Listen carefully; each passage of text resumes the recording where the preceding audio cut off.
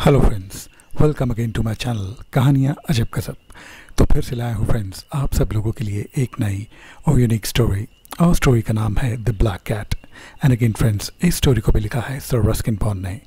So without wasting any time, let's start with the black cat.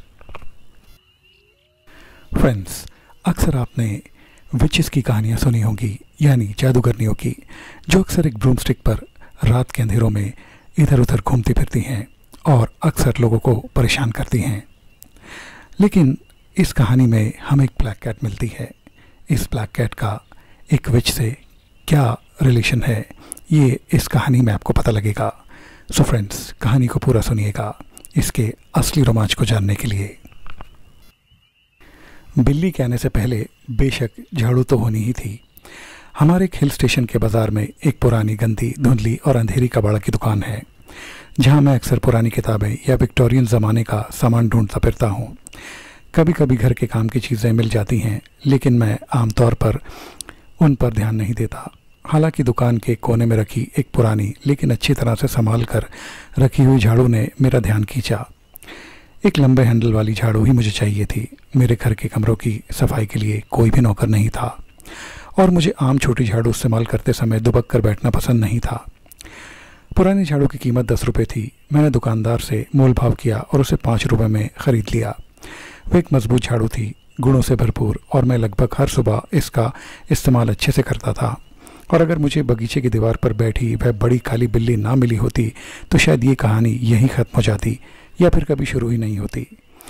काली बिल्ली की आंखें चमकीली पीली थीं और उसने मुझे एक लंबी गहरी नज़र से देखा, मानो वह एक शोषक इंसान होने की मेरी संभावना का सारांश दे रही हो। हालांकि उसने एक दो बार म्याऊं म्याऊं की, पर मैंने ध्यान नहीं दिया। मुझे बिल्लियों से कोई ख़ास लगाव नहीं था, लेकिन जब मैं घर के अंदर गया तो मैंने देखा कि बिल्ली अब मेरे पीछे पीछे आ गई थी और पेंट्री का दरवाज़ा खुजलाने लगी थी। मैंने सोचा कि ये भूखी होगी और इसे थोड़ा दूध दिया जाए। बिल्ली ने दूध को चाट लिया और लगातार गहरी गुरगुराहट करती रही। फिर उछलकर अलमारी पर जाकर आराम से बैठ गई। खैर, कई दिनों तक उस बिल्ली से छुटकारा पाना नामुमकिन था। वो बिल्कुल घर जैसी लगती थी और घर में मेरी मौजूदगी को बस यूं ही बर्दाश्त करती थी। उसे मुझसे ज़्यादा मेरी झाड़ू में दिलचस्पी थी और जब भी मैं कमरे साफ़ करता वो झाड़ू के इर्द गिर्द नाचती और उछलती कूदती रहती। और जब झाड़ू दीवार से टिकी होती तो बिल्ली उसके पास आकर हैंडल से रगड़ती और ज़ोर ज़ोर से गुर्राती। एक बिल्ली और एक झाड़ू का मेल अजीब था, संभावनाओं से भरा हुआ। इस झोपड़ी में जिसमें मैं 1 साल से रह रहा था, ये लगभग 100 साल पुरानी थी और मैं सोच रहा था कि इतने सालों में उसमें किस तरह के किराएदार रहे होंगे। अभी तो मेरा यहाँ रुकना सिर्फ 1 साल तक ही हुआ था और हालांकि वह हिमालयी ओक के पेड़ों के बीच अकेली खड़ी थी, फिर भी मुझे कभी किसी भूत या प्रेत का सामना नहीं करना पड़ा था। क्योंकि ये झोपड़ी इतनी पुरानी थी, इसलिए किसी को भी ऐसा लगता कि शायद इसमें कोई ना कोई भूत प्रेत होगा, पर अब तक मेरे साथ ऐसा कोई वाकया पेश नहीं हुआ था। जुलाई के मध्य में मिस बेलोस मुझसे मिलने आई थी, मुझे आज भी याद है। मैंने झोपड़ी के बाहर पथरीले रास्ते पर किसी छड़ी की खनक सुनी जो गेट के पास आकर रुक गई। मिस्टर बॉन्ड, मिस्टर बॉन्ड, एक दबंग आवाज़ आई। क्या आप घर पर हैं? मैं तब बागवानी कर रहा था। तभी मैंने ऊपर देखा तो एक सीधी पीठ वाली बुजुर्ग अंग्रेज़ महिला गेट के ऊपर से मुझे देख रही थी। गुड इवनिंग, मैंने अपनी कुदाल नीचे गिराते हुए कहा। मुझे विश्वास है कि आपके पास मेरी बिल्ली है, मिस बेलोस ने कहा। हालांकि मैं उस महिला से कभी पहले नहीं मिला था, फिर भी मैं उसे नाम और प्रतिष्ठा से ज़रूर जानता था। वह उस हिल स्टेशन की सबसे बुजुर्ग निवासी थी। मैंने तपाक से कहा, हाँ, मेरे पास एक बिल्ली ज़रूर है। हालांकि ये कहना ज़्यादा सही होगा कि बिल्ली ने मुझे अपने पास रखा है, मैंने हंसते हुए कहा। आपका बेहद स्वागत है मिस बेलोस। जब तक मैं उसे ढूंढता हूँ आप अंदर क्यों नहीं आती? फिर मिस बेलोस अंदर आईं। उन्होंने एक पुराने ज़माने की काली पोशाक पहनी हुई थी और उनकी पुरानी लेकिन मजबूत अखरोट की छड़ी में 2 या 3 मोड़ थे और हैंडल की जगह एक घुंडी थी। जब मैं बिल्ली को ढूंढने गया तो वह आराम कुर्सी पर आराम से बैठी रहीं, लेकिन बिल्ली किसी रहस्यमयी जगह पर गायब थी और मैंने उसे अपने सबसे समझाने वाले अंदाज में पुकारा, लेकिन तब भी उसने कोई जवाब नहीं दिया।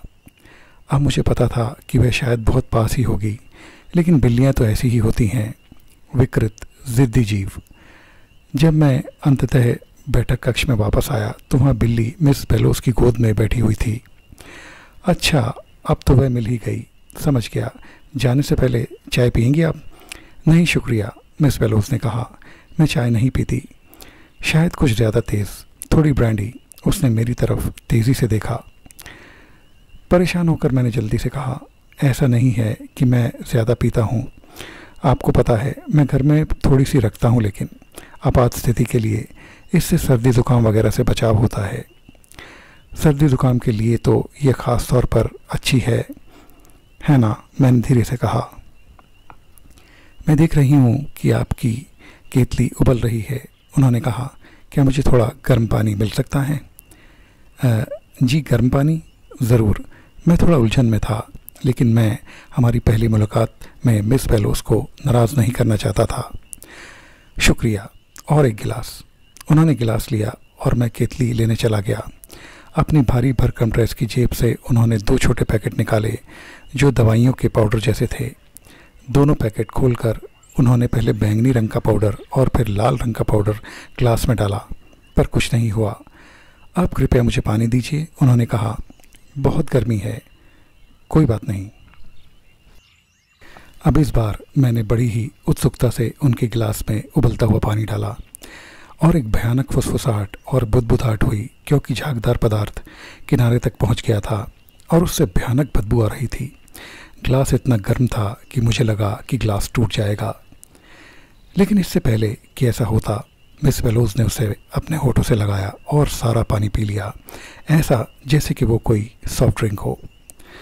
मुझे लगता है अब मुझे चलना चाहिए, उन्होंने ग्लास नीचे रखते हुए और होंठ चटकाते हुए कहा। बिल्ली ने पूंछ हवा में उठाकर अपनी सहमति जताई। तब मिस बेलोस बोली, मैं तुम्हारी बहुत आभारी हूँ नौजवान। इसका जिक्र मत कीजिए, मैंने विनम्रता से कहा। हमेशा आपकी सेवा में हूँ। उन्होंने अपना पतला हड्डीदार हाथ मुझे दिया और मेरा हाथ बर्फीली पकड़ में थाम लिया। अब मैंने मिस बेलोस और काली बिल्ली को गेट पर देखा और सोच में डूबा हुआ अपने बैठक कक्ष में लौट आया।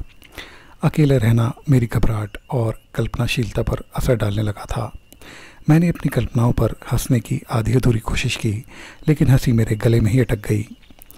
मैं ये देखे बिना नहीं रह सका कि झाड़ू अपने कोने से गायब थी। अब मैं झोपड़ी से बाहर निकला और रास्ते पर ऊपर नीचे देखा। कोई नज़र नहीं आया। बढ़ते अंधेरे में मुझे मिस बेलोस की एक भयानक हंसी सुनाई दी। उसके बाद एक आवाज़ आई, एक गाना। मेरे चारों ओर अंधेरा बढ़ता जा रहा है और मेरी टोपी के पीछे चांद है। आपको जल्द ही जानने में परेशानी होगी कि कौन जादूगरनी है और कौन जादूगरनी की बिल्ली।